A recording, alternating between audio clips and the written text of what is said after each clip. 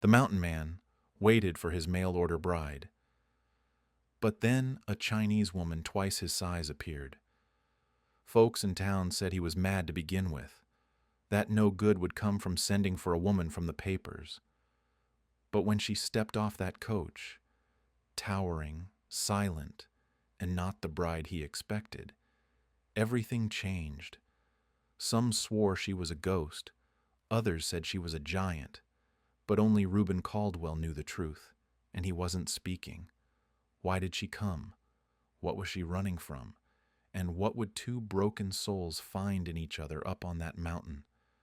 When a stranger climbs the mountain and nothing is as it seems, one question remains. Who truly arrived that day, the bride or something far greater? Every time I see your comments, I'm reminded how these stories bring us together across distance, culture, and time. If you still believe in honor, kindness, and second chances, then you belong in this story too. Let me know which state you're watching from, and subscribe to help us keep telling these powerful tales of the American frontier. Snow cut across her cheeks like blades, stinging, sharp, and merciless. The wind howled through the valley, dragging her skirt behind her like the tail of some hunted thing. Her boots, 2 sizes too big, were soaked through, and every step sank into the drift like sinking stones. Still, she held the child close, wrapped in a gray wool shawl that smelled faintly of ash and milk. Only the baby's face showed, red and tight from the cold, the eyes closed in a fitful sleep. The woman's face, young yet aged by grief, held no anger, only a dull fear, as though she'd run out of tears long ago. Her name was Clara. She hadn't spoken it aloud in weeks. The storm gave no mercy. It roared against her back and pushed her forward through the pines, white branches sagging heavy above. She had come too far to turn back. Her fingertips, buried beneath threadbare gloves, felt numb. She couldn't feel the handles of the broken suitcase she dragged behind her. It had come open an hour ago, and everything inside, blankets, the last of the jerky, a framed photo of a man in uniform, had been buried beneath the snow. She hadn't turned around. There was no time. Ahead, the mountain sloped upward and curved around like a crooked elbow. The map she'd been given was torn and wet, the ink smeared. But there, through the blur of snow, was a shape, a cabin. Wood, dark and thick, with one lantern burning in the window. It flickered like a warning more than a welcome. She paused, panting, heart pounding loud in her ears. Her knees buckled and she dropped to them, cradling the baby close. The child stirred and whimpered. That small cry pulled her back from the edge. "Almost there," she whispered hoarsely. "Just a little further, baby." She didn't know who lived in that cabin, only that the man who told her to come here had said the name Caldwell like a prayer and a threat. Tell him you've nowhere else. He might not slam the door. It was hope, not truth, that pushed her forward now. The last stretch felt endless. Her boots lost grip. She fell once, scraping her palms on the frozen stones, the baby pressed tight against her chest. She stood again, teeth chattering, breath ragged, and pressed on. Closer now, she could see smoke curling from the chimney, a sign of life, or something close to it. She stepped onto the porch, the wood moaning under her weight. She paused. Her heart beat like thunder beneath her ribs. She raised one trembling hand and knocked. No answer. She knocked again, louder. Still nothing. She looked down at the child. "Please," she whispered, not to the baby, but to whoever stood behind that door. Then, with the last of her strength, she raised her fist and struck the door a third time. This time, it opened. The man who stood behind it was tall, gray-bearded, with eyes like iced iron and shoulders broad enough to block the firelight behind him. He said nothing. He only stared at her, then at the bundle in her arms. Clara didn't speak. Her lips were blue. Her knees gave out. She sank slowly to the floorboards, one arm still wrapped protectively around the baby. And then, only then, did the man step forward. The door creaked open on iron hinges, groaning against the wind. For a moment, the two of them stood in silence, two shadows against the storm, neither speaking. The man filled the doorway like a tree rooted in stone, tall and wide-shouldered, his long gray hair falling past his collar. A fur-lined coat hung from his frame, dusted with sawdust and ash. His face was rough and weather-worn, but carved with a kind of stillness that could be mistaken for cruelty. His eyes, cold, gray, and unreadable, landed first on the woman's face, then the bundle pressed to her chest. She stood on the porch like a figure risen from the ice, her lips pale, her hair matted to her temples, a threadbare purple shawl clinging to her shoulders like a bruised bruise. The child didn't cry, only whimpered, its breath fogging the wool. She swayed in place, wet skirts heavy around her boots, her eyes pleading but silent. The man said nothing. Then, without a word, he stepped aside. Inside, the cabin glowed with the gentle light of a fire nestled in a stone hearth. The room smelled of pine resin, smoke, and stew. The warmth rushed out to meet her, and the woman stepped through like she was crossing into another world. Her knees nearly gave way beneath her again, but she gritted her teeth and remained standing. The door closed behind her with a soft thud. The man moved past her and hung a kettle back over the fire without glancing back. He didn't ask her name, didn't ask where she'd come from or why she'd come. She stood there dripping, the firelight catching in her dark, damp hair, the purple of her clothes standing out sharply against the dark green of his coat. Two people from two different storms. He gestured at last to a wooden bench near the hearth. She hesitated only a second before moving toward it. Sitting down made her feel the ache in her legs and back more sharply. The baby stirred, and she unwrapped one corner to check its face. Pink now, not gray. Breathing steady. A silence settled between them, the kind thick enough to be named. The man knelt near the fire and stirred the pot with a wooden ladle. Then, without looking at her, he set a bowl on the table and tore off a chunk of bread from a loaf beside it. No words, just the sound of the fire and the dripping of melted snow from her coat onto the floor. Finally she spoke, her voice dry as rust. "You're Reuben Caldwell." He nodded once. "I was told this was where I'd be safe." His face didn't change. He stared at the flames like they held a different truth. "I ain't running no shelter," he said, his voice low and even. "Ain't got room. Ain't got food for more than one. And I didn't send for no woman." She looked down at her baby. "I didn't come here to be someone's wife." Reuben's gaze finally broke from the fire. He studied her, her torn sleeves, the cuts on her knuckles, the way she held that child like it was all that mattered in the world. "Storm'll bury you by nightfall," he said. She nodded, clutching the baby closer. "Then I'll leave at first light." Another long silence. Then the man stood. He walked to the corner and pulled a wool blanket from a cedar chest. He tossed it over her shoulders with more precision than care. "You sleep near the fire," he said, turning back to the table. "Kid, too. You leave when the snow lets you." Then he sat down with his bowl and ate in silence. And for the first time in days, she began to feel her hands again. The next morning came slow and pale. The storm still thick beyond the windows, snow stacked high against the glass like the mountain meant to swallow them whole. Inside the cabin, the fire had dwindled to coals, and Reuben Caldwell stood alone at the hearth, stoking it back to life with practiced movements. He hadn't slept much, though he pretended he had. The woman and her child were curled in the bunk across the room, the blanket he'd given her pulled up high. She hadn't stirred once in the night, not even to check if he was still watching. He was.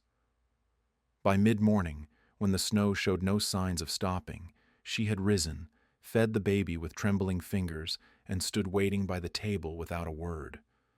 Reuben poured 2 mugs of coffee and set one in front of her. He didn't sit. "You can stay," he said, voice flat. "Till spring. That's all." She said nothing, only nodded, her eyes lowered. "I got rules," he continued, staring out the frosted window. "You stay out of the shed. You don't ask about the attic. You don't touch my rifle, and you don't make no noise after dark." He turned then, facing her full. "We don't talk unless it's needed. I don't ask about your past, and you don't ask about mine. This ain't your home. It's shelter. Nothing more." Her mouth parted slightly, but no words came. Just a breath, thin and grateful. "You sleep in the bunk," he added. "I'll take the hearth." She looked up at him for the first time since he'd spoken. Something in her gaze, soft, cautious, almost apologetic, unsettled him more than defiance would have. He turned back to his cup and drank. So the days fell into rhythm, silent as snowfall. They shared meals without a word, seated across from one another at the rough-hewn table. He watched her from the corner of his eye, watched how she moved through the cabin like someone afraid to leave footprints. She kept to herself, only speaking when it came to the baby, asking for clean water or cloth, never more. She cooked by instinct, not recipe. Whatever he had in the larder, dried beans, cornmeal, salted pork, she turned into something warm, filling. There was no flourish to it, just necessity shaped by quiet care. And Reuben noticed her hands, thick at the knuckles, calloused along the edges, and marked by scars that told a story she'd never speak aloud. Yet they moved with grace, folding dough, stirring stew, adjusting the baby's wrappings like she'd done it all her life. Those hands were steady, deliberate, stronger than they had any right to be. At night, he'd lie beside the fire on a bedroll, eyes open, listening to the wind howl outside and the faint rustling of fabric as she turned in her sleep. The child fussed sometimes, but never cried long. She quieted him with a low hum that carried across the room like smoke, soft and sure. Reuben told himself he didn't care, told himself it didn't matter who she was or what she'd done before, but he'd seen a dozen women run from something, and none of them moved like her. Not with that mix of fear and focus, not with that kind of silence. He didn't want her here, but the cabin didn't feel as empty with her in it, and that disturbed him more than he could say. The morning sun cut weakly through the frost-slicked windows, casting pale stripes across the wooden floor. She waited until Reuben left to chop firewood, his heavy footsteps crunching outside, his axe ringing out through the trees. The baby was asleep, cheeks pink from the warmth of the hearth, one tiny fist curled against its chest. The cabin was silent, except for the creak of wood and the occasional whistle of wind at the eaves. She moved carefully, respectful of his space, but curiosity tugged at her when she spotted the cedar trunk near the back wall, half covered with a moth-eaten quilt. It was old, its brass hinges dulled, a split down one side like a scar. She hesitated, fingers hovering over the lid. Then, slowly, she lifted it. Inside were things no longer meant for use. A woman's shawl, once green, now faded to gray. A child's bonnet. A pair of boots so small they looked like they belonged to a doll. And nestled between them, a carved wooden horse, worn smooth at the edges, its legs stiff and crude. She picked it up, held it in both hands. It was light, made by someone who'd meant for it to last. Behind her, the door slammed. She turned sharply. Reuben stood there, snow clinging to his coat, breath steaming from his mouth. His eyes dropped to the toy in her hands, and something darkened behind them. Something older than the storm, sharper than the cold. "Put that back," he said, his voice like a low growl. She obeyed instantly, her hands trembling. She placed the horse back in the trunk and closed the lid, stepping away as though it had burned her. "You don't open that again," he said. "You don't go near it." "I'm sorry," she whispered, but his jaw was set tight, not with anger. Exactly, not even with blame. It was something else. His eyes weren't on her anymore. They were somewhere far away, staring through the walls, through the trees, into memory. A long silence stretched between them. Then he turned and hung his coat on the peg by the door without another word. Outside, miles downhill, the town of Abbott's Hollow stirred with its own kind of storm. Gossip curled through the saloon, the churchyard, the general store like smoke from a slow-burning fire. Word had traveled fast. Reuben Caldwell, the old hermit from the ridge, had brought a woman into his home. A woman they'd never seen before. A woman who didn't speak, didn't smile, and towered over most men. Some called her a savage. Others called her a bride. The word Chinese was spat with suspicion like poison on the tongue. No one had ever known Reuben to keep company, and now he'd taken in a foreign widow with a baby. A woman twice his size, wrapped in rags. The preacher's wife, Ada Bell, heard it all from behind her lace curtains. She shook her head, her hands folded tight in prayer. "Lord, I don't know what that man has done to deserve another trial, but give him strength," she whispered. At the smithy, men snorted and laughed. "He finally cracked," one said. "Sent for a wife and got a war elephant." At the mercantile, a teenage girl whispered to her friend, "Maybe she cursed him. Maybe she's a ghost." The town didn't know her name, but it knew a story was unfolding in that cabin on the ridge, and stories like that never stayed quiet for long. The snow had begun to melt in patches, though the nights still came cold and hard.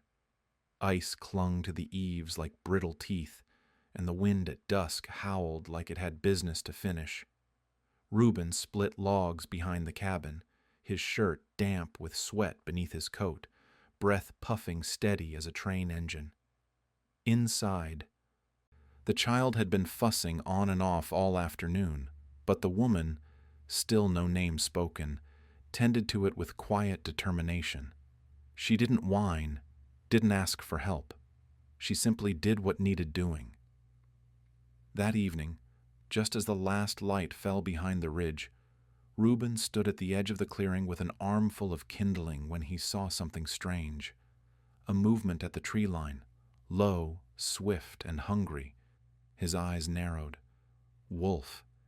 It was lean, silver-backed, ribs showing like pressed iron under its coat. It padded silently toward the cabin, not yet running, but not afraid. Reuben watched, muscles tense, waiting to see if it would turn away. But the scent of food must have drawn it too close. Inside, a scraping noise echoed. The door burst open. She stepped out, the baby still quiet in its swaddle by the hearth, and in her hands was the coal shovel, battered, blackened, heavy with ash. She saw the wolf. It saw her. Neither blinked. Reuben stepped forward to intervene, but stopped short when he saw her stance, low, knees bent, weight balanced like she knew how to fight. She didn't scream. She didn't run. Instead, she shouted something sharp and foreign, a sound that cut through the trees like steel. Then she lunged. The wolf recoiled. Startled, she raised the shovel and slammed it against a stump, sparks flying. The sound echoed like a gunshot. The wolf hesitated. She raised the shovel again, stepping forward with force, and let out another guttural cry. The beast turned, bolted into the woods, its tail tucked low. Reuben hadn't moved. He stood half in shadow, the kindling dropping slowly from his arms, eyes fixed on her. She stood alone in the clearing, chest rising and falling, shovel gripped in both hands. Then she lowered it, eyes scanning the tree line once more before stepping back inside. The door shut softly behind her. He said nothing about it. That night, Reuben lit the fire and lay on his bedroll without a word. She was at the table, quietly folding strips of linen, her back to him. The baby slept. The silence felt thicker than usual, not heavy with discomfort, but full of something unspoken. Before he closed his eyes, he noticed she had stepped outside again. Sometime later, when the fire was down to its embers, Reuben stirred. The cabin was warm, but he felt the cold slip in from under the door like a finger. He stood, pulled on his coat, and stepped outside. A single lantern burned on a post near the edge of the porch. Not his. She had placed it there, carefully, deliberately. Its flame flickered gently in the wind, sheltered by a glass pane etched with symbols he couldn't read. He stared at it, frowning. The snow around it was undisturbed except for her footprints. She hadn't lit it for him. That much was clear. He turned to look through the window. She was sitting by the fire, her head bowed, hands folded in her lap. Her eyes were distant, not sleepy, not sad, just far away, as if listening for a voice only she could hear. The flame danced behind him, a silent vigil, not for the man who sheltered her, but for someone she had lost long before she came to this mountain. And Reuben, for all his silence, felt the weight of it settle in his chest like a stone. The days had grown quieter, in the way winter sometimes concedes to the earliest breath of spring. The snow had crusted over, no longer falling but lingering, like memories that refused to melt. Inside the cabin, the air was warm with cooking herbs, smoke, and the faint scent of something clean, lavender perhaps, or cedar bark ground into the wash water. Reuben sat by the hearth, carving a new handle for a worn axe, his hands steady, his jaw tight. The woman sat across from him, rocking the baby gently with her foot while mending a tear in a blanket. She worked without sound, needle flashing like a sliver of sunlight in her fingers. The fire cracked between them, but neither spoke. Then, without lifting her eyes, she said softly, "My name is Mei." The sound of her voice broke the room's stillness like a dropped glass. He looked up slowly, surprised more by her choice to speak than by what she said. "I came from California," she continued. "I left before winter." He said nothing. His knife paused in the wood, mid-stroke. He waited for more, but none came. She didn't offer a reason, didn't explain the baby, or why she'd come so far, or who she had once been. And Reuben, true to his word, asked nothing. Her name was enough. That night, the wind rose again, howling across the ridge, rattling loose shingles and sighing at the windows like something lost. Reuben lay on the bedroll, one arm across his chest, staring at the ceiling's dark beams. Sleep found him hard, as it often did, and when it did, it came cruel.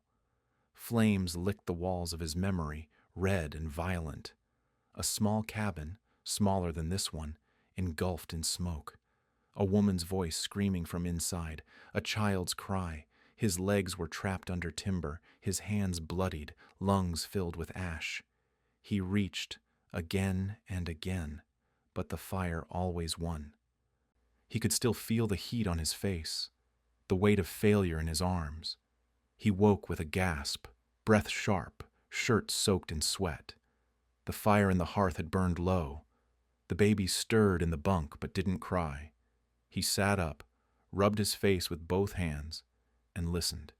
The silence of the room was too deep. She wasn't inside. He stood, pulled on his coat, and stepped into the cold. There she was, Mei, kneeling just past the porch, her back to him, a stick in her hand.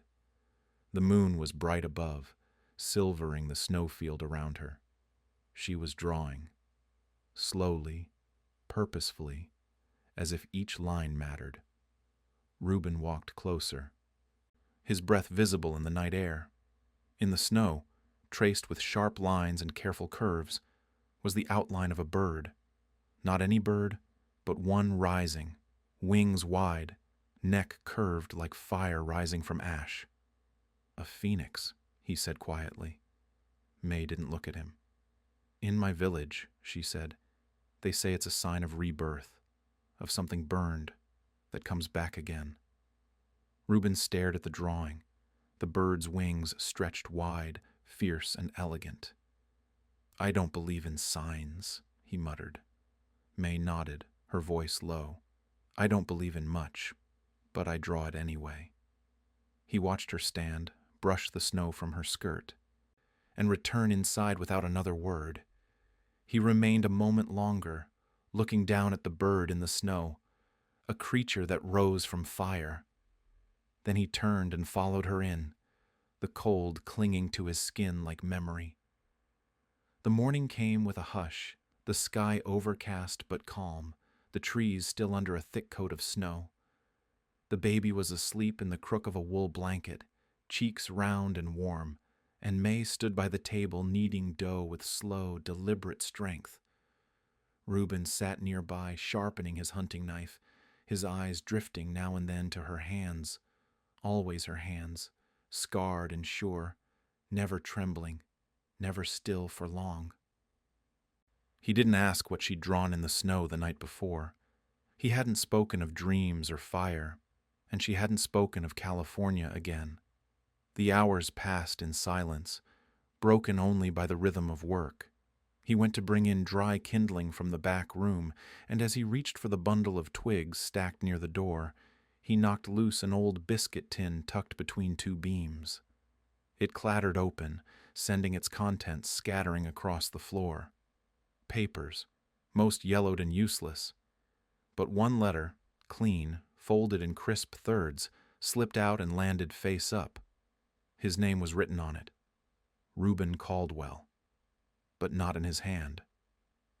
He picked it up, frowning. The envelope was stiff, thick with ink and promise. He turned it over once, twice, then opened it. The words were not his. They were florid, polite, pious. Lines like, "God has seen your need for companionship," and "Your soul, surely weary from isolation, deserves a gentle touch." It signed off with his name, but not in his script. Mei was behind him before he'd even turned. "Where did you find that?" Her voice was sharp, the clearest he'd ever heard it. Reuben held it up, confused. "This ain't mine." She reached for it. He pulled it just slightly back. "I didn't write this," he said. Someone else must have..." But her hand snatched it from him with sudden force. She moved to the hearth and without hesitation shoved it into the fire. The flames caught quickly, curling the paper into black ribbons. The name, his name, was the last to vanish. He stared at her, stunned. What the hell was that? She turned slowly. Her eyes were not wild, but firm.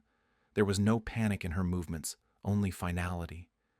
"That man," she said, "is dead." Reuben didn't speak. The fire popped. The baby stirred softly in the other room. Mei stepped back from the hearth, dusting ash from her fingers. "Whoever wrote that letter knew what kind of man you were, or thought you were. They used your name. I followed it because I had nothing left. And now I'm here." He looked down at the edge of the hearth, where the paper had turned to nothing. "So who wrote it?" She shook her head. "Someone I trusted once.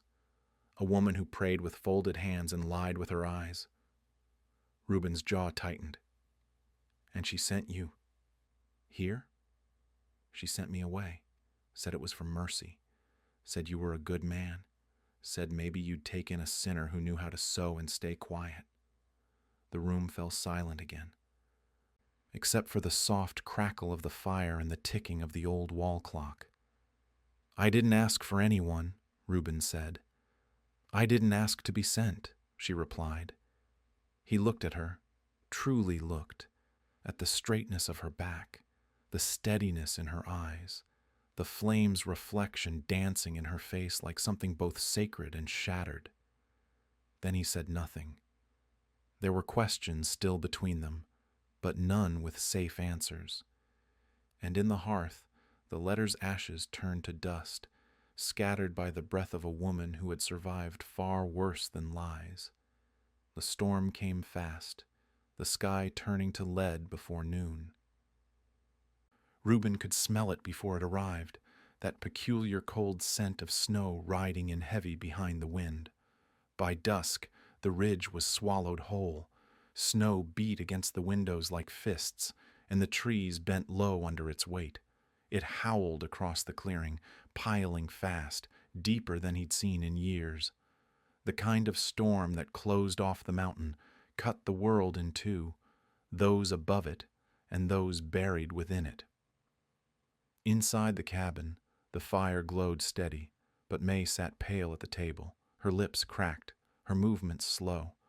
She hadn't eaten since morning. Her hands, usually so sure, fumbled as she folded the baby's blanket. Reuben watched her, frowning. You all right? He asked. She nodded, barely. He stepped closer, put a hand on her shoulder. She was burning. By nightfall, she could barely stand. He helped her to the bunk, her breath shallow, her eyes glassy with fever. She clutched the edge of the blanket like it might keep her anchored to the room. The baby, quiet but restless, whimpered beside her. Reuben moved awkwardly, unsure, but he gathered water from the kettle, cooled a cloth, placed it on her forehead. Her skin sizzled beneath it. He cursed under his breath, then fetched the last of the willow bark tea Ada Bell had given him last spring. For when pain is loud, she'd said. He boiled it carefully, held the cup to Mei's lips. She sipped, barely conscious. Her eyelids fluttered. The child began to cry, small and confused. Reuben picked him up with rough hands, cradling him as best he could. He didn't speak, but the way he held the baby, close, steady, spoke volumes. At some point in the dark hours when the wind screamed loudest and the fire had to be fed twice in 1 hour to keep the frost from creeping in, Mei tossed in her sleep. Her body trembled. Reuben, searching for a fresh cloth, opened the small cloth bag she kept near the bunk. Inside were a few folded scraps of silk, a spool of black thread, and a necklace. Strange, delicate, and old. It was a loop of thin leather cord, strung with beads of white bone and pale green jade, polished smooth by time. The center was a carved piece, a feather, or maybe a leaf, worn to near smoothness. He turned it over in his hand, then looked at her. Her face was soaked with sweat, her lips murmuring in some distant language. He hesitated, then knelt beside her and gently placed the necklace against her chest, tucking it into the fold of her collar. Her hand moved instinctively, weak fingers closing over it. A few minutes passed. Then her eyes opened. Her voice was thin, broken, but clear enough to reach him through the blizzard outside. You remind me of my brother, she whispered. Reuben leaned closer. Before they made him a killer. He didn't ask what she meant. He only sat by the fire until morning, the baby asleep against his shoulder, and Mei breathing in rhythm with the storm that raged beyond the walls. The snow still covered the ridge like a burial cloth, but the blizzard had passed. The cabin breathed again. Smoke curled slow from the chimney, and the wind outside was no longer angry, just tired. Inside, the firelight was warm, flickering gently over wood grain and wool. over the quiet shapes of two people bound not by words but by what they hadn't yet spoken. Mei sat near the hearth, her back wrapped in a quilt, her face drawn but calmer than it had been in days. The baby slept nearby, nestled in a pile of folded linens like a sprout in the thaw. Reuben poured hot water into 2 tin cups and handed one to her. Their fingers brushed. She didn't pull away. Neither did he. For a long while they sat in silence. It had become their shared language. But tonight something hung in the stillness, something unspoken, pressing like a storm cloud waiting to break. "My brother's name was Shen," she said, voice low and without warning. Reuben looked up from his cup but didn't interrupt. He was strong, not in the way men here are, but quiet strong. He used to carry me on his back when the world was bigger than our shoes. We came to California because a missionary woman said there'd be work and safety. There wasn't. Her eyes were steady, but her hands shook slightly around the cup. They separated us. He was sent to build rail. I was sent to the city. Reuben's jaw flexed. "There was a man there," she continued. "Owned the house. Said we were lucky he fed us. Lucky he didn't throw us in the street. Lucky he only beat us when drunk." The fire cracked, but Reuben didn't move. His hands had stilled on the cup. "I killed him with his own cane," she said, her voice quiet, but flat like cold iron. "Didn't plan it. Just one day. It happened." She looked at the flames. "I don't know what became of Shen. Maybe he died in the tunnels. Maybe he still breathes and curses my name. But I never found him. I just ran." Reuben stared at the fire, his face unreadable. Then he spoke, slow and gravel-deep. "I had a daughter," he said, "named Mary, hair like straw in summer. Laughed like birds sing. My wife was Emily. She had hands like yours, gentle, always busy." Mei didn't blink. "They died in a fire," he said, voice catching. "One I should have stopped. I went down the ridge to hunt. Took longer than I meant. Wind shifted. House caught. By the time I saw the smoke," he stopped. The rest didn't need saying. "I built this cabin with my own hands. Swore I'd never let anyone else cross that threshold again." He looked at her, and for once, his eyes weren't stone. They were something raw beneath. "Then you showed up, with that baby, with your silence. And every day I tell myself to send you away. And every night I watch you breathe and know I won't." Mei looked down. "We're both ghosts," she said. "No," Reuben replied. "Ghosts don't bleed. We do." Neither of them said another word that night. But the silence between them was different now. Not empty, but full of what had been buried. The dead still haunted the ridge, but the living had begun to speak. The snow had begun to melt, not with fanfare, but with a slow and steady retreat. Patches of earth peeked through along the trail, and the trees whispered differently now, less like moaning ghosts, and more like something waking. Spring was near, and with it came the need to resupply. Salt, flour, nails, medicine. Things they couldn't grow or trap or trade for up on the ridge. Reuben hitched the mule early that morning, the sky clear, but the wind still sharp. Mei bundled the baby in the thickest blanket they owned, wrapping him snug to her chest. She wore a brown coat Reuben had found in a trunk, patched at the elbows, too short at the sleeves. Still she walked beside him without complaint, her face calm, her stride steady. It had been months since Reuben Caldwell had set foot in Abbott's Hollow. Months longer since anyone had seen him walk beside a woman, much less one like Mei, foreign and broad-shouldered. Her hair braided back in a tight coil, her eyes quiet and unreadable. When they reached the edge of town, heads turned. They passed the mercantile. Two men standing outside fell silent mid-conversation, one of them tipping his hat mockingly. At the smithy, a boy no older than 8 pointed and whispered, tugging at his mother's apron. Children across the street giggled, one cupping his hands and howling like a dog. Mei didn't flinch. Her gaze stayed forward. Reuben said nothing, but his jaw was clenched tight, and the way he held the reins betrayed the storm rising under his skin. They reached the general store. Reuben tied off the mule and helped Mei down from the cart. She carried the baby into the store herself, straight-backed and still. The bell above the door jingled, and the clerk behind the counter blinked twice before offering a thin smile. "Well now," he said slowly, eyes flicking between them. "Didn't think we'd see you back, Reuben. Or with company." Reuben handed over the list without a word. They moved through the store, picking up what they needed. Mei didn't look at the stairs, but they were there, following her like shadows. Then a new voice broke through the murmur. "Well, don't just stand there like hens in the rain."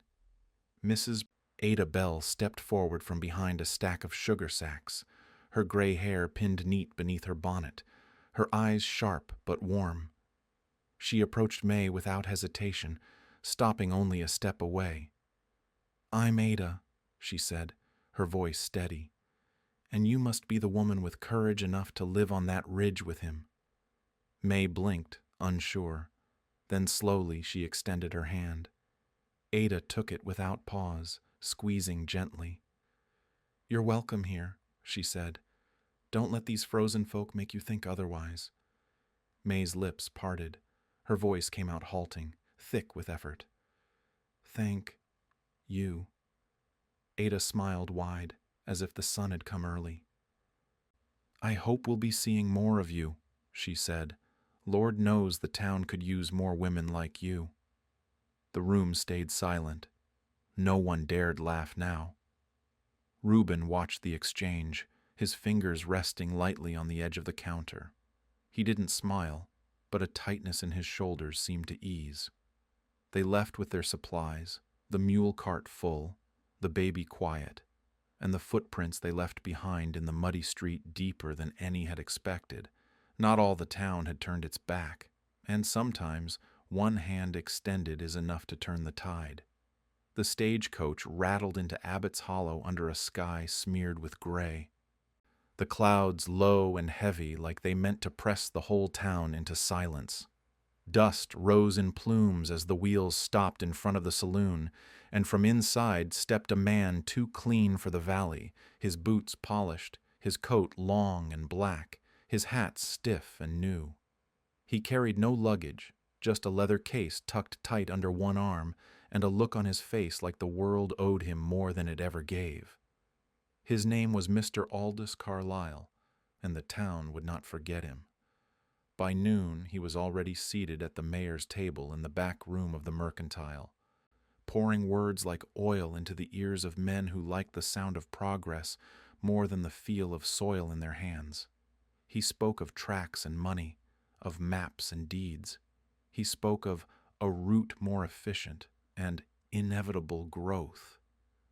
He spoke of the ridge and the man who lived on it with a tone that mocked and dismissed in the same breath.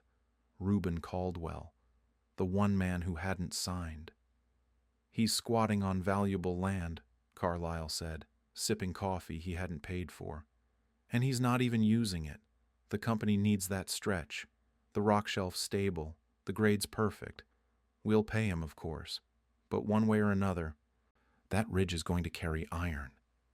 That evening, Reuben and Mei came into town again, this time to trade smoked venison and bear fat for seed and lamp oil.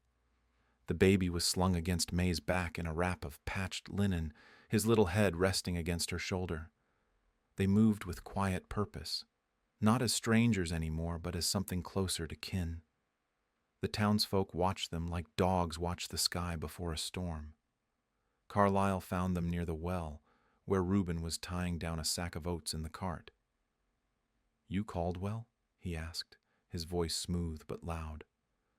Reuben turned, slow and deliberate. Carlyle offered a tight smile. Aldous Carlyle. I'm with the Continental Western Line. You've probably heard we're bringing the rail through these parts. Your ridge is in the way. Reuben said nothing. We've got an offer. Fair price. More than fair, if you've got the sense to take it. I'm not selling, Reuben replied flatly.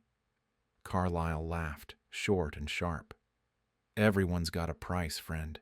Yours might just take a little more persuasion. Then he looked at Mei, who stood beside the cart, eyes steady. And what's this? Carlyle said, gesturing with his chin. Your housemaid? Or is she one of those savage concubines I've heard about from the coast? The street stilled. The few townsfolk nearby froze where they stood. Ada Bell, sweeping her porch, paused mid-stroke. A child pulling a sled stopped short in the snow. Reuben stepped forward. His body was calm, but his eyes had turned to steel. You speak again, I break your teeth, he said. Carlyle's smile twitched, but he held his ground. Touch me, and that's assault. The law's on my side. No law protects cowards, Reuben said. Mei hadn't moved. Her expression hadn't changed, but her hand was resting on the strap of the baby's sling like it was a weapon. Carlyle straightened his coat, brushing imaginary dust from his sleeve. You'll regret this, he said. The company doesn't like delays. We'll be back, with papers. And men. He turned and walked off, his boots crunching hard against the gravel. The street remained silent a while longer. Mei turned to Reuben. He will come again. Reuben nodded. Let him. And though no one said it aloud, the townsfolk felt it in their bones. The ridge would not be taken without a fight. The villain had arrived, and the storm he brought would test every soul who dared stand in his path. The sun no longer shone the same over Abbott's Hollow after Carlyle's arrival. His shadow lingered in doorways and over dinner tables, his words poisoning the well of gossip like ink in water. Within days, rumors bloomed in the town like weeds. Folks whispered in corners behind flour sacks and pews. They said Reuben's woman was no wife, no widow. They said she had blood on her hands, that she came from the docks of San Francisco, where foreign women did things for coin and killed to escape. They said she wasn't safe, that the child wasn't hers, that she wasn't right in the head. Carlyle made no effort to hide the source. He stood on porches with his coat open and his smile wide, speaking in tones loud enough to carry through windows. These hills harbor all kinds of things, he said to the mayor. Runaways, thieves, even murderers. He leaned close, just enough for those nearby to hear. I'd wager she's got a price on her head, and if she doesn't yet, she will soon. The company has friends in Washington. It wouldn't take much to bring federal men up this way. When Reuben heard, he didn't explode. He didn't pace or curse. He stood still by the hearth, eyes hard, jaw tight, and nodded once. Then he took the deed to the land out from its hiding place, wrapped it in oilcloth and tucked it into a satchel. He began writing letters, requests for legal counsel, inquiries to state land offices. He made trips to town alone, speaking to the preacher, the notary, the magistrate, anyone who still remembered the old rules of justice. Mei watched quietly. At supper, Reuben spread maps across the table, muttering about surveys and boundary markers. He spoke of documents, of marshals and court dates and proof, but Mei said nothing until the baby had been fed and the cabin had gone quiet. She poured water into the basin, scrubbed her hands, and then turned to him. No law ever protected me, she said, softly but without hesitation. Reuben looked up. Only fire, she added. Only the kind that leaves nothing behind. He didn't know how to answer that. So he didn't. That night, as they slept, he by the fire, She in the bunk with the child. The wind outside carried more than cold. It carried footsteps, snickers, the creak of wood bending under weight. In the morning, Mei stepped outside to check the seeds she had buried 2 weeks before. Hopeful rows of radish, beans, and early squash tucked beneath thawed soil near the cabin's edge. What she found was ruin. The earth torn up, the markers snapped. Boot prints led away in every direction. The little fence she'd built from branches lay broken and charred as though someone had tried to burn it and failed. She didn't cry. She didn't speak. She knelt down and ran her fingers through the soil, now mixed with ash. Reuben came behind her, eyes scanning the damage. His face was stone. "They want us gone," he said. Mei looked at the broken earth. "They want us erased." Reuben crouched beside her. "I won't let them." Mei touched the soil again, then stood slowly, then plant again. Reuben stared at her. "We plant," she said, "even if we know they'll come with fire." Because to plant in a place like that was a kind of defiance, a refusal to vanish, and she had not come all this way to vanish. The church bell rang slow and solemn that Sunday morning, its echo rolling through Abbott's Hollow like thunder from a distant sky. Folks came, as they always did, in pressed coats and polished boots, hair pinned neat, hands folded against judgment. But on that morning, the murmurs that passed from pew to pew were not of sermons or scripture. They were about the woman from the ridge. They said she was coming, alone. Mei walked into the chapel with the baby bound tightly to her back, her braid wrapped in a clean scarf, her shoulders square though her hands trembled. She moved past the rows of wooden benches, past the stares that bit like cold wind, past the whispers that had followed her for months. She stopped near the pulpit, her breath shallow, her heart pounding like hooves on dry earth. Reuben had not come with her. He had offered, but she had shaken her head. "This is mine," she had said. "It has to be." For a long moment the congregation simply watched her. Then Ada Bell stood, not in haste, but with quiet certainty. She crossed the aisle and placed her hand on Mei's shoulder. "If you've come to speak," Ada said to the church, her voice unwavering, "then we will listen." Mei looked down at the floor, then lifted her eyes. They were wide, but steady. "I was born in Guangdong," she began, her words slow, careful, and heavy with the weight of translation. "My name is Mei Lin. My family was poor. We sold silk. When my father died, a woman from America came to our village. She said she could save us. She spoke of God and kindness and safety. My mother gave me to her." The room was silent. Not even a cough or a shuffle. Just breath held tight. "She was a widow," Mei continued. "A missionary. Her name was Evelyn Hart. She brought me to San Francisco, said I would work for her, but she sold me to a house where men bought women and called it business." There were gasps then. Someone dropped a hymnal. A man in the back straightened in his seat, lips pressed thin. Mei's voice shook, but she didn't stop. "I lived there 2 years. I saw girls younger than me come in, and I never saw them leave.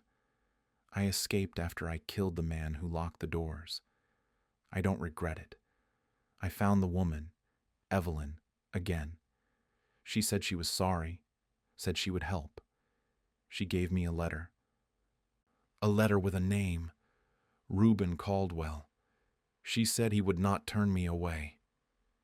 Mei swallowed hard, the baby stirring softly at her back.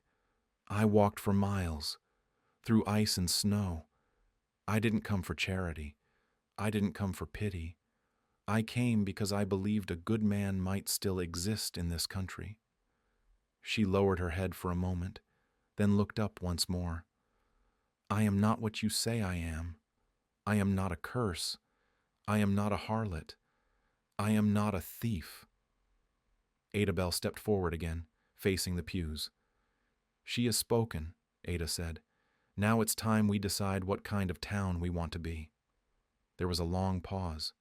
Then, from the back, the old blacksmith, James Leland, stood. I've got a daughter, he said. Same age she was when they took her. If she'd found her way here, I'd have prayed someone took her in.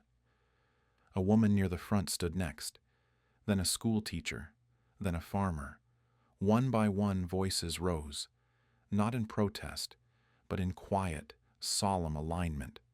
No one cheered, no one clapped.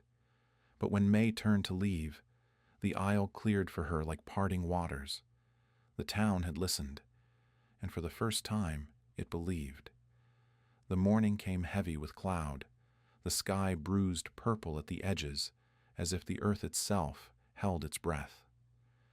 Down in the valley, a trail of dust rose behind a black carriage drawn by a lathered horse.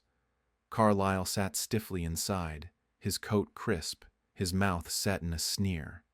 Beside him rode a deputy with a badge pinned to his chest and a pistol strapped to his hip. He was young, uncomfortable, eyes flicking off into the road ahead as though he knew he'd been brought for show, not justice. Up on the ridge, Reuben stood before the cabin, axe in hand, boots planted firm in thawing mud. His coat was off, sleeves rolled, arms thick with tension. He hadn't slept, but it didn't show. Behind him, the door to the cabin stood open, and from the shadows, Mei watched. Her arms wrapped protectively around the baby. She said nothing, but her presence alone made Reuben's grip tighten. They came up the trail fast, not bothering with caution. The deputy dismounted first, looking uneasy, eyes scanning the clearing. Carlyle stepped down slow, smirking as though he'd already won. Reuben Caldwell, he called. You've had ample time to reconsider. I'm here with legal authority now. It's time you come down off this mountain and hand over what doesn't belong to you. Reuben said nothing. The axe rested against his shoulder, not raised, but not idle. Carlyle stepped closer. I gave you a chance. You turned it down. Now you face the consequences. And as for your woman, she'll be taken in for questioning. Harboring fugitives is a crime, even up here among the trees. That's when the voices came. We'll see about that. Carlyle turned. Down the trail came a group of townsfolk, walking slow but sure. The blacksmith, James Leland, led them, hammer still hanging from his belt. Ada Bell followed, her bonnet tied firm, eyes steeled with purpose.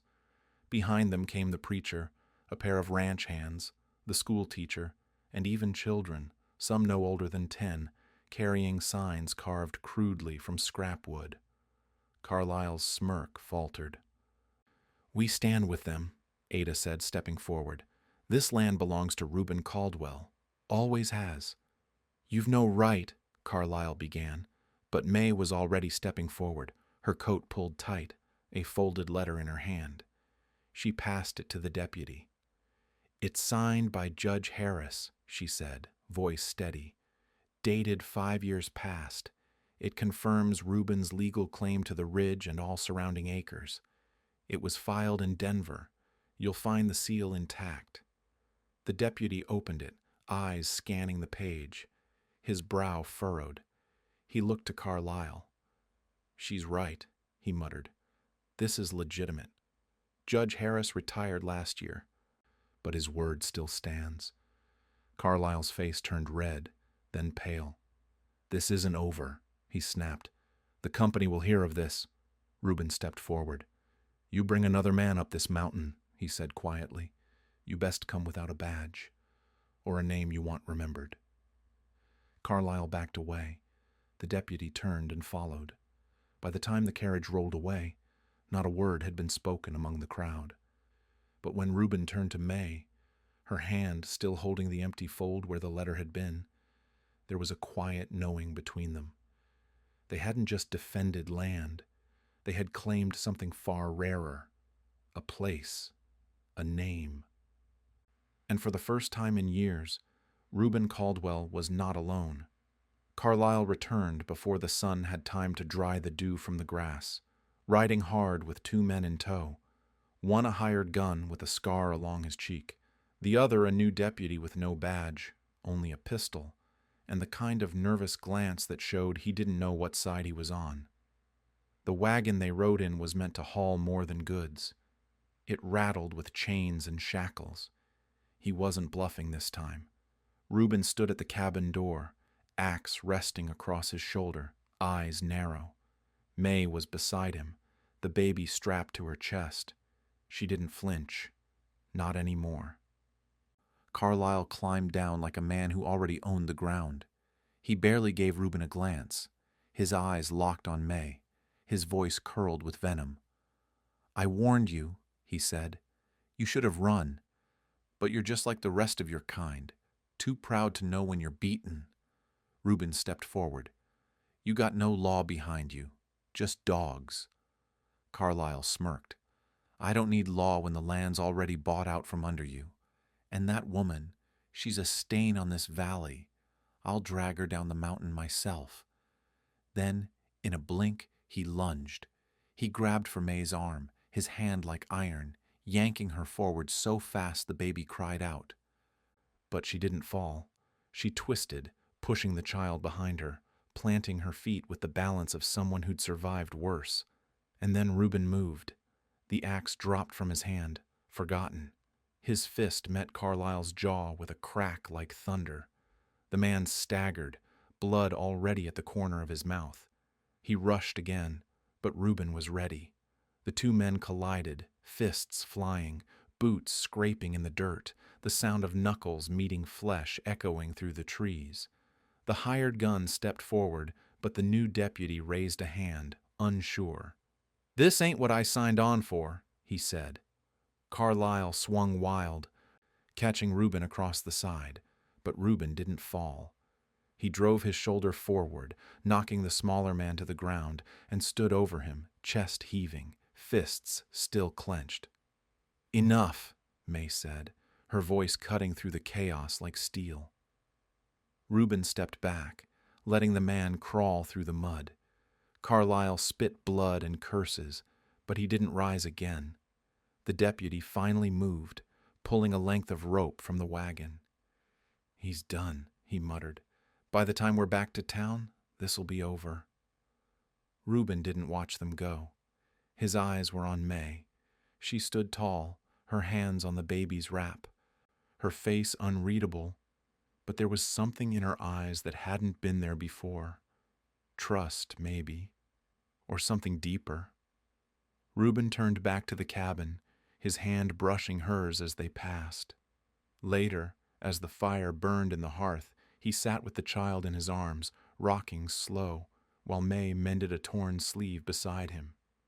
He no longer saw her as a stranger or even a survivor. She was his people now, his home. And the fire in him burned steady, not with regret, but with purpose, with love earned through battle, with fury turned into protection. And for the first time, the ridge didn't feel like a place to hide. It felt like a place to begin. The earth had softened. Where snow once ruled, green shoots now pushed upward in silent defiance. Spring laid its hands gently across the valley, coaxing color from dead branches, warming the bones of a land too long held in frost. On the ridge, the cabin stood taller somehow, no bigger than before, but no longer just a shelter. It was a home. Mei knelt in the soil beside the cabin, fingers deep in the earth, sleeves rolled past her elbows. Her hands, once used only for survival, now moved with hope.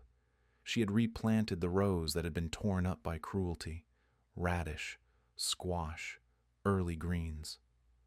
Each seed tucked into place like a whispered prayer. She hummed softly, not words, just sound, something her mother used to hum while spinning silk. The baby sat nearby on a blanket, chubby fists full of dandelions, eyes wide at the buzz of a bee passing overhead. Reuben watched from the porch, one hand resting on the rail, the other holding blueprints rough-sketched on butcher paper. Down in town, he'd begun building something new, something the town hadn't asked for, but now quietly welcomed. A schoolhouse, modest but strong, rising one timber at a time on the east edge of Abbott's Hollow. The land had been donated by the preacher. The nails bought by the blacksmith, the windows gifted by Ada Bell herself. It stood near the river bend now, its bell tower not yet hung, but the walls already echoing with the promise of voices. The children had come before it was even finished, curious, then eager. Some were the same who once whispered and pointed, who once giggled cruelly at the sight of Mei walking through town with her quiet ways and giant stride.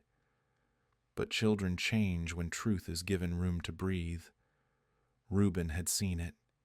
Mei had made sure of it. She taught them calligraphy on scraps of paper, showed them how to hold the brush lightly, how a single stroke could speak 1,000 things. She told stories from the mountains of her homeland, of dragons who wept for fallen heroes, of phoenixes who rose from ash, of rivers that remembered every foot that had crossed them. The children listened, wide-eyed, cross-legged on the wooden floor, hands ink-stained and eager. The town watched, and slowly, those who once doubted began to nod instead of whisper. Mei moved through those days with a grace that belied what she carried. Her past still rode with her, tucked in the quiet spaces of her mind. Sometimes Reuben would see her staring into the fire a little too long, or waking from sleep with her jaw clenched and hands balled into fists. But she never stayed in the dark for long. She walked in sunlight now, and when Reuben stood beside her in the garden, his hands guiding her own as they marked where to dig the next row, she leaned into him, not for support, but as one tree leans into another when the wind blows strong. The ridge no longer stood alone. Neither did they. The rain came soft that morning, more mist than storm, kissing the roof in rhythm with the steady beat of time moving on. The air was thick with the scent of wet pine and thawed earth, and inside the cabin, all was still. The fire burned low, crackling in a lazy rhythm, casting golden light on the worn wood floor. Mei was out with the child, walking the edge of the meadow where the wildflowers had begun to bloom again, one careful step at a time. Reuben remained behind. He hadn't intended to look through the old trunk. It sat in the corner, half forgotten beneath a wool blanket and a box of unused nails. But something in the silence of the room called to him, and before he knew it, he had pulled it open. Inside were things he hadn't touched in years: a faded shawl with embroidery worn thin, a child's button sewn onto a ribbon, and at the bottom, a bundle of letters tied with twine, edges curled, paper yellowed with time. His name was written in the same hand on each envelope, but none had ever been sent. His handwriting. Letters he had written but never dared deliver. He carried them to the hearth and sat on the floor, laying them out before him like headstones. One by one he opened them. His words, written in another life, spilled out like ghosts. Emily, if I had been quicker that day. Mary, I still see you in the wind. You ran so fast down the hill that spring. I told you not to go near the creek, and you just laughed. I built this cabin for the silence, but the silence only ever echoes your voices. His hands trembled as he held each page. The words had been his only refuge once. Letters to the dead meant to carry his sorrow somewhere it couldn't bury him. But reading them now, in this new light, they felt different. Heavy, but no longer necessary. Like chains that had lost their strength. He reached for the fire. The first letter curled and blackened, the ink vanishing into flame. The second followed, then the third. He watched them burn, watched the words he once couldn't speak aloud turn to ash. The tears came quietly at first, trailing down his beard, dripping onto the floor. His chest hitched, a deep, rattling breath escaping his lungs like something being released after years of confinement. By the time the last letter had burned, his face was wet with sorrow, but there was no shame in it, only release. He didn't hear Mei come in. She said nothing. She didn't ask what he was doing or why. She simply stepped beside him, her feet bare on the warm wood, and laid a hand gently on his shoulder. That was all. Her touch was quiet, but sure, steady in its truth. No words passed between them. None were needed. The ashes lifted on the draft from the chimney, swirling in the light like petals on the wind, fragments of the past given over to flame, to air, to time. And Reuben closed his eyes, not to forget, but to remember differently, not with pain, but with peace. Night came gently over the ridge, laying its cool hand across the valley with a hush. The trees stood tall in silhouette, black against the indigo sky, and the stars began to show themselves one by one, timid at first, then bolder, until the heavens were scattered with quiet light. The cabin, once a lonely silhouette pressed into the hillside, now glowed warm from within. Smoke curled from the chimney in soft spirals, and on the porch, the lantern burned. It had been Mei's doing, long ago, to place it there. In those early, silent days, it had been a vigil, a flame against grief, a symbol of the lives she had carried and the ones she had lost. But now, it was something else. It stood not as a memory of pain, but as a promise of endurance. A light not for mourning, but for welcoming, for guiding the living home. Reuben sat beside her on the porch, a quilt spread across both their knees, the baby asleep just inside, curled in a cradle he had carved himself. The garden, now full of tender green, swayed in the light breeze. From down in the valley, the sounds of a fiddle carried faintly, someone celebrating, or simply living, and that was enough. Neither Mei nor Reuben spoke for a while. Their silence was different now, not heavy, not full of unsaid things, but peaceful. Their shoulders touched, and neither pulled away. The world had not been kind to them, but it had not destroyed them. And somehow, in the slow-burning days and long nights, they had built something that held. Reuben glanced at the lantern. "You still light it every night?" Mei nodded. Not for the dead anymore. He looked over, her face bathed in the soft glow. "What for, then?" She turned her gaze toward the stars, for those still finding their way. They sat a while longer, listening to the night. The creek murmured softly beyond the trees. An owl called once, distant and low. Fireflies blinked near the edge of the clearing, like sparks drifting up from unseen kindling. Below, the town had changed. The schoolhouse stood finished now, its windows bright with candlelight in the evenings, filled with children's laughter in the day. The townsfolk, once wary, now tipped their hats when Reuben came down for supplies, and smiled at Mei without fear or suspicion. Adabel still visited every Sunday afternoon, bringing preserves and hymns, and sometimes the blacksmith brought his youngest to sit at Mei's feet and learn to write his name in her language. Something had shifted in the soil of Abbott's Hollow. Not all hearts had changed, but enough had, and that mattered. Reuben exhaled, long and steady, like something deep in his chest had finally settled. The lantern flickered, steady against the dark. And now, dear listener, you who followed their steps through snow and silence, through fire and ash and forgiveness, know this. In a world divided by fear, this story reminds us courage, compassion, and honor can light the darkest paths. If you believe those things still matter, then you're part of this story too, and maybe somewhere a lantern is burning for you.